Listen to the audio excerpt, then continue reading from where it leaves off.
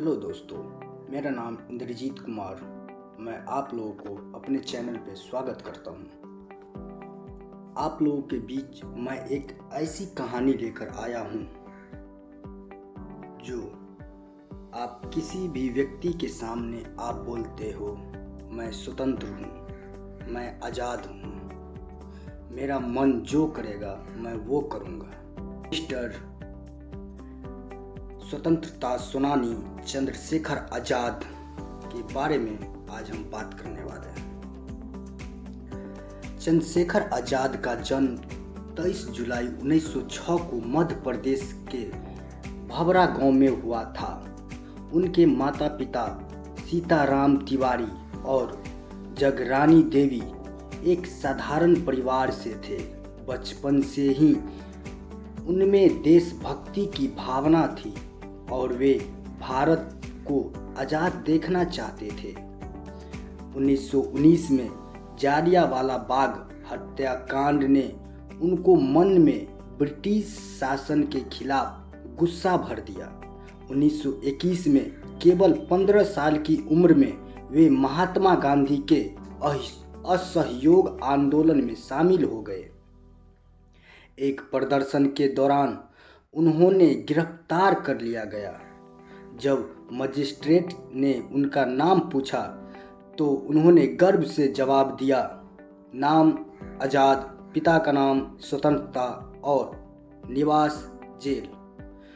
उन्होंने 15 कोड़े की सजा दी गई, जिसे उन्होंने हम हर कोड़े के साथ भारत माता की जय का नारा लगाते हुए सहन किया। इसके बाद वे चंद्रशेखर आज़ाद के नाम से प्रसिद्ध हुए।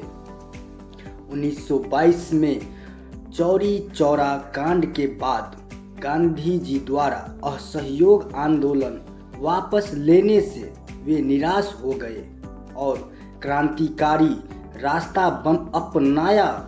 वे राम प्रसाद विलियम्स द्वारा स्थापित हिंदुस्तान रिपब्लिक एसोसिएशन में शामिल हुए। 1925 में उन्होंने काकोरी ट्रेन डकैती में हिस्सा लिया, जिसका मकसद ब्रिटिश सरकार के धन को लूटकर क्रांति के लिए फंड जुटाना था। उनके कई साथी पकड़े गए और फांसी पर चढ़ा दिए गए, लेकिन आज़ाद बच निकले। 1928 में आज़ादी विचारों को शामिल किया गया। उसी समय लाला लाजपत राय की मृत्यु का बदला लेने के लिए भगत सिंह, सुखदेव और राजगुरु के साथ मिलकर लाहौर में पुलिस अधीक्षक जेम्स स्कॉट की हत्या की योजना बनाई। गलती से सहायक अधीक्षक जॉन सार्डन्स मारा गया। पीछा करने वाले भारतीय सिपाही चनन सिंह को भी आज़ाद ने गोली मारकर और फरार हो गए। आज़ाद छिपने और भेष बदलने में माहिर थे। वे झांसी के पास ओरछा जंगल में अपने साथियों को हथियार चलाने की ट्रेनिंग देते थे। उन्होंने कसम खाई थी कि वे कभी जिंदा नहीं पकड़े जाएंगे। 27 फरवरी 1931 को उसकी कहानी का अंत हुआ।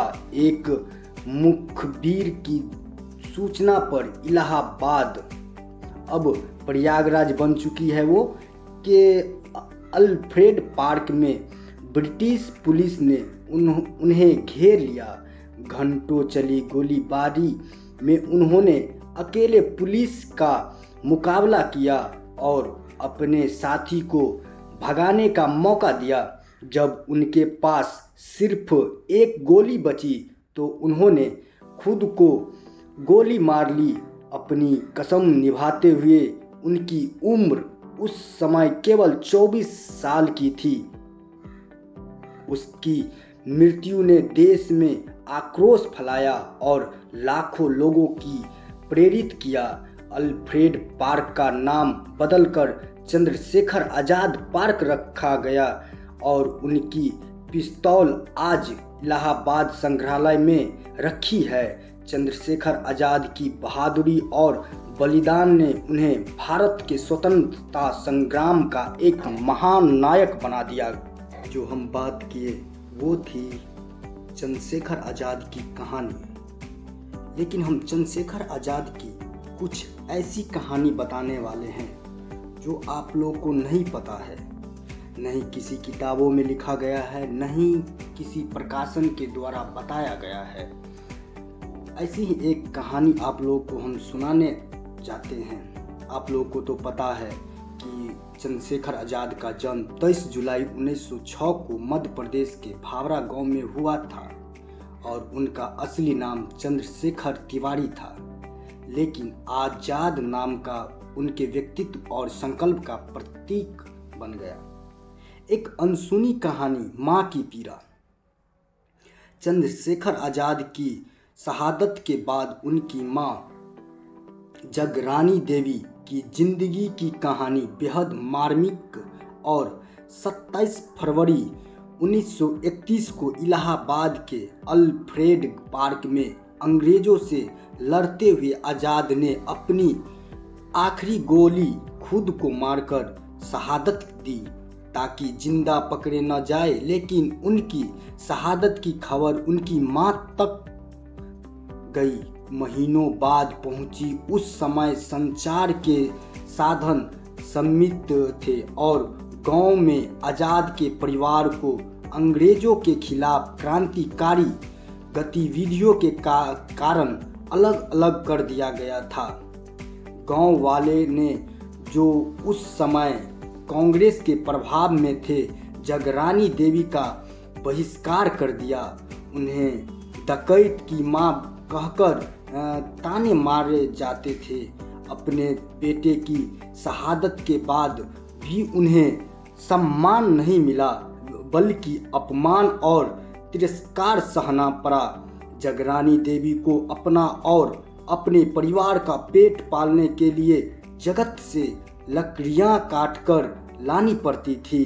एक माँ जिसका बेटा देश के लिए कुर्बान हो गया, उसकी यह हालत देखकर आज़ाद के साथियों का दिल दहल जाता था। यह एक ऐसी कहानी है जो आज़ाद के वीरता के साथ साथ उनके परिवार के बलिदान को भी उजागर करती है।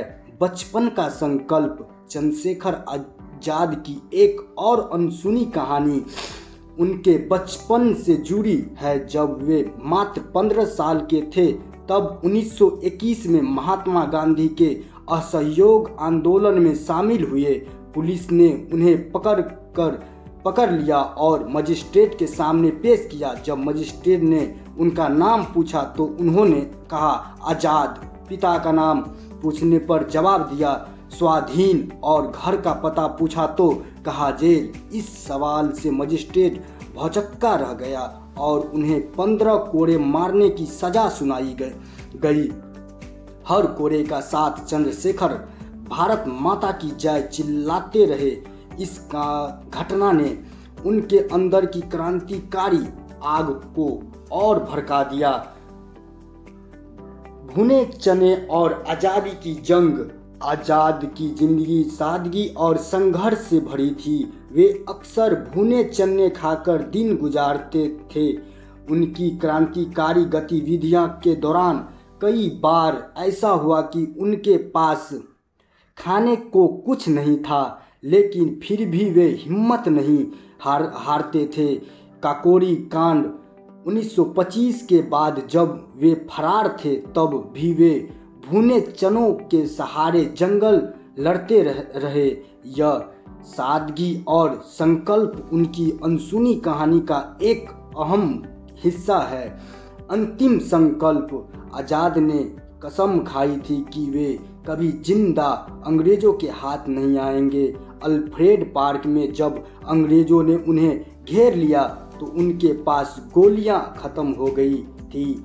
आखिरी गोली उन्होंने अपने सीने में मारी और अपनी कसम निभाई। उनकी यह शहादत आज भी हर भारतीय के लिए प्रेरणा का स्रोत है। चंद्रशेखर आज़ाद की ये अनसुनी कहानी हमें बताती है कि आज़ादी की कीमत कितनी बड़ी थी। न सिर्फ उन्होंने खुद को कुर्बान किया बल्कि अपने परिवार ने भी अनगिनत कष्ट उठाए।